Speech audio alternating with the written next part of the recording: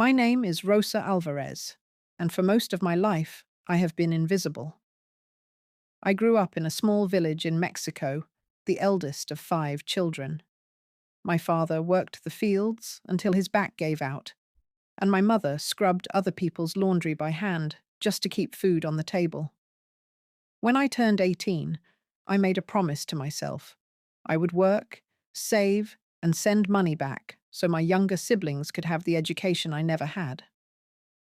That promise brought me to the city. I became a maid in a wealthy household, the kind of place that looked more like a palace than a home.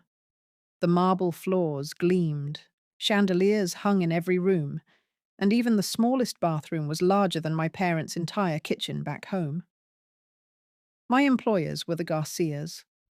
Senor Garcia was a businessman, always gone on trips, always dressed in pressed suits. His wife, Camilla, was different. She was beautiful in a cold, sharp way, like a diamond that cuts rather than shines. From the moment I stepped into their house, I felt the weight of her gaze, measuring me, judging me. Camilla treated me as though I were less than human. "Rosa," she would snap, her manicured finger pointing at the floor. "You missed a spot." "Do it again?" If a glass had the slightest smudge, she accused me of laziness. If dinner wasn't seasoned exactly as she wanted, she claimed I was trying to sabotage her. Her cruelty wasn't loud, it was constant, dripping like water wearing down stone. She called me girl instead of Rosa. She would laugh about me to her friends while I served them drinks, as if I couldn't understand. "These maids," she would say, rolling her eyes, "they're all the same. Slow, stupid, desperate." And her friends would giggle, pretending not to notice the way my hands tightened around the tray. I swallowed every insult because my family depended on me. Every month I sent half my wages home. My little brother needed books for school, my sister needed shoes, my parents needed medicine. So I endured. But endurance has limits. One day, while I was polishing the silver in the dining room, I overheard Camilla speaking on the phone. Her voice was hushed, urgent. "No, don't worry about my husband. He's in Miami this week. Come tonight." Her laugh was low, flirtatious. My chest tightened as the truth hit me. She was having an affair. That evening, while I set the table, Camilla floated in, wearing a silk dress, her perfume thick in the air. The doorbell rang, and a tall man in a tailored suit stepped inside. He wasn't Senor Garcia. They kissed, right there in the entryway, as if I were invisible. Maybe to them, I was. From that night on, the man returned often. Sometimes Camilla would send me out on errands that lasted hours, just so she could be alone with him. Other times she would order me to stay in the kitchen, pretending not to hear the muffled laughter and footsteps upstairs. I told myself it was none of my business. I needed this job. I needed the money. But secrets have a way of becoming weapons, and Camilla was sharpening hers against me. One morning, she accused me of stealing. She stormed into the kitchen, waving a diamond bracelet in her hand. "I found this under your bed," she shouted, her voice echoing against the tiles. I froze. It was true. I had seen that bracelet, but I had never touched it. She must have planted it. "Senora, I swear I didn't—" "Silence!" She cut me off. "You're a thief." I knew it. "Pack your things and get out before I call the police." Her words sliced through me. After everything I had done, after all the years of swallowing my pride, she was throwing me away like trash. My stomach churned, but I didn't beg. I didn't cry. I simply nodded, walked to my small room, and gathered my few belongings. That night, as I sat in the tiny apartment of a friend, my mind spun. I had lost my job, my income, my lifeline to my family. But more than that, I had lost my patience. Camilla thought she had destroyed me. What she didn't know was that I had seen too much. I knew her secret, and I knew exactly how to use it. The next morning, I went to see Señor Garcia. He had returned from his trip, and I asked for 5 minutes of his time. At first, his assistant tried to dismiss me, but when he saw my face, stern, unyielding, he let me in. Señor Garcia sat behind a massive oak desk, his eyes sharp. "Rosa? Why are you here? I thought Camilla fired you." "She did," I said calmly. "But before I go, there is something you need to know." I told him everything. The late-night phone calls, the man in the suit, the stolen hours while he was away. I described the bracelet she had planted, the lies she had spun. At first, his expression was blank, but as I continued, I saw the flicker of rage spark in his eyes. When I finished, he leaned back, his jaw tight. "Do you have proof?" "Yes." From my bag, I pulled out my phone. I had taken photos. Camilla kissing her lover in the entryway. The man slipping into the house when he thought no one was watching. Proof enough to shatter her perfect image. Señor Garcia studied the photos in silence. Then he looked at me, his voice cold. "Thank you, Rosa. Leave this with me. And don't worry. You will not be forgotten." I walked out of that office with my head held high. For the first time in years, I felt powerful. Days passed, and I heard nothing. Then, one evening, the news broke. Señor Garcia had filed for divorce. Camilla's lover was named in the papers. The scandal spread like wildfire through the wealthy circles she once ruled. Her friends, the same ones who had laughed at her cruel jokes, now whispered behind her back. She was humiliated, abandoned, ruined. And me? I received a call from Señor Garcia himself. "Rosa," he said, his tone softer now. "You've been loyal for many years.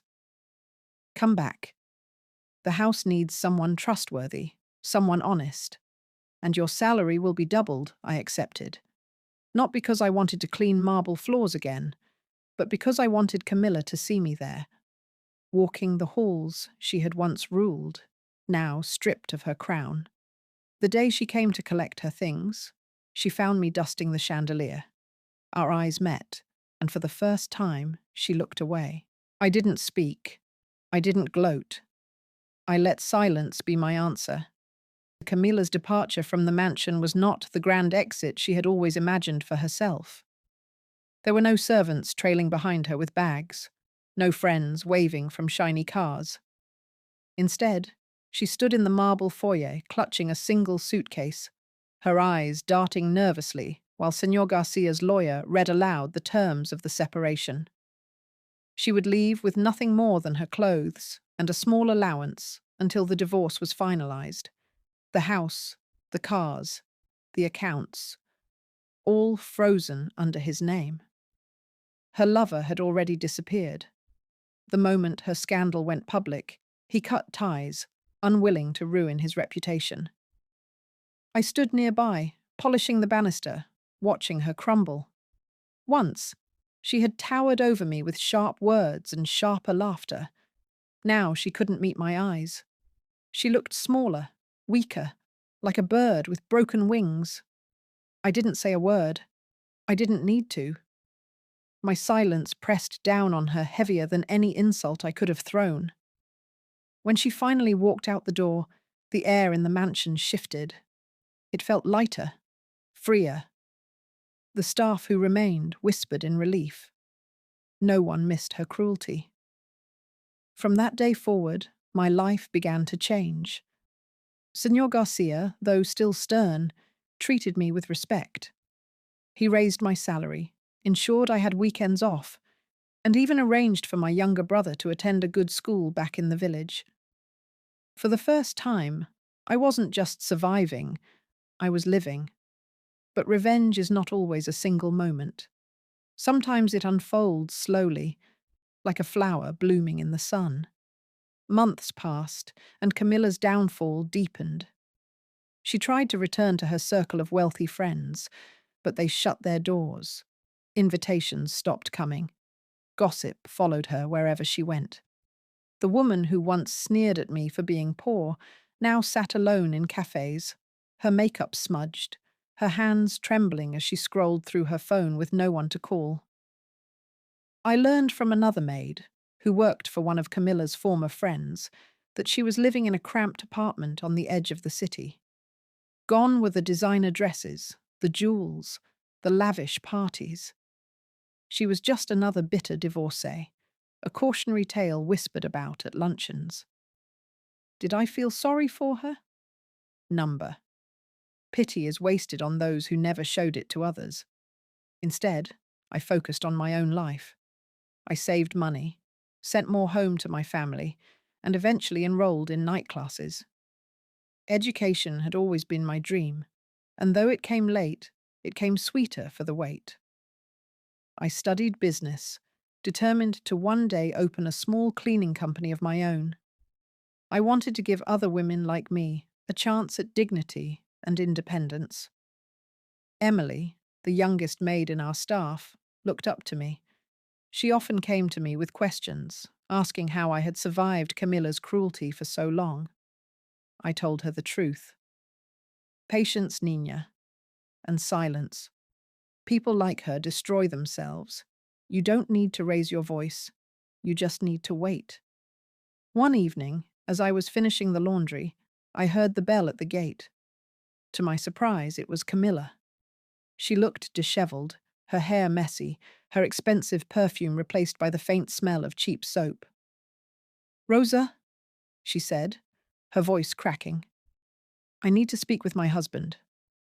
I kept my face calm, though inside my heart pounded with satisfaction. "He's not home," I replied. She shifted uncomfortably.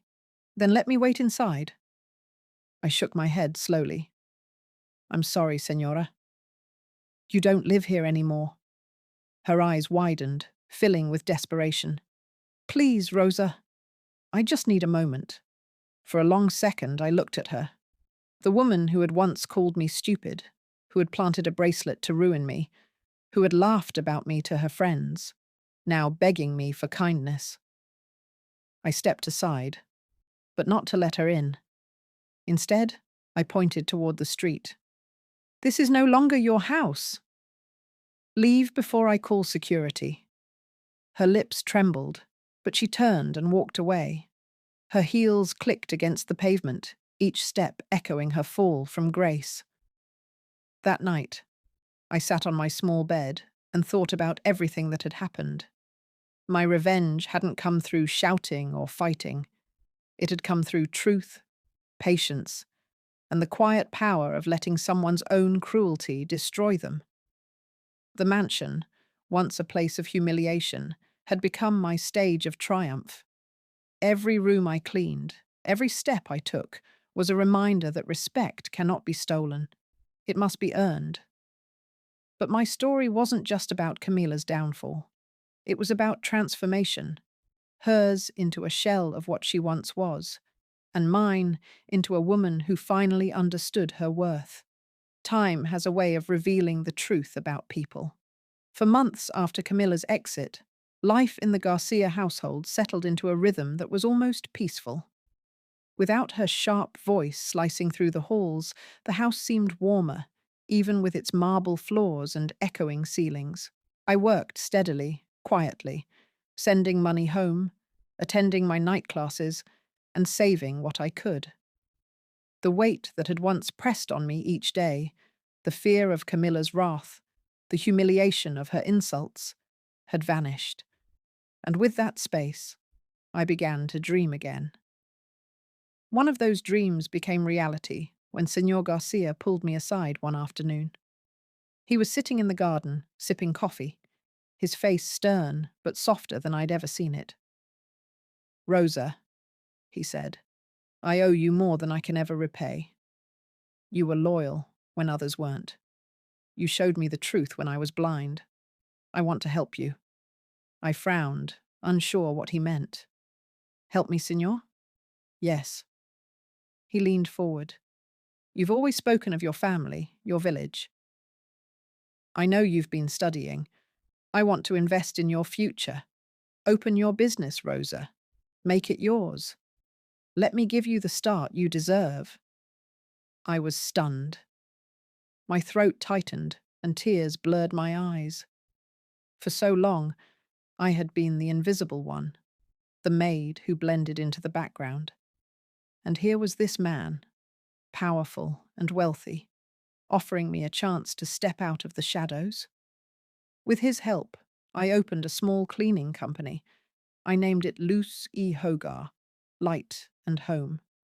I hired women like me, women who had been overlooked, underestimated, mistreated.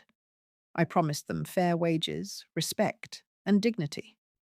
I trained them not just to clean houses, but to carry themselves with pride. Word spread quickly.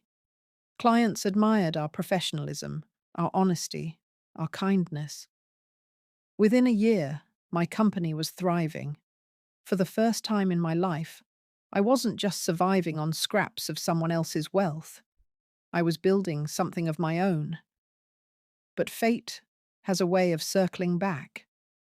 One afternoon, while visiting a client in a wealthy neighborhood, I saw her, Camilla. She was stepping out of a taxi, her once elegant figure now weighed down by defeat. She carried groceries in a plastic bag, the kind of ordinary chore she had once mocked me for. Her face was pale, her makeup smudged, her hair pulled back into a messy knot. She saw me too. For a moment, we both froze. Her lips parted as if to speak, but no words came. Then she lowered her head and hurried away, as if my presence burned her. That night, I thought about her.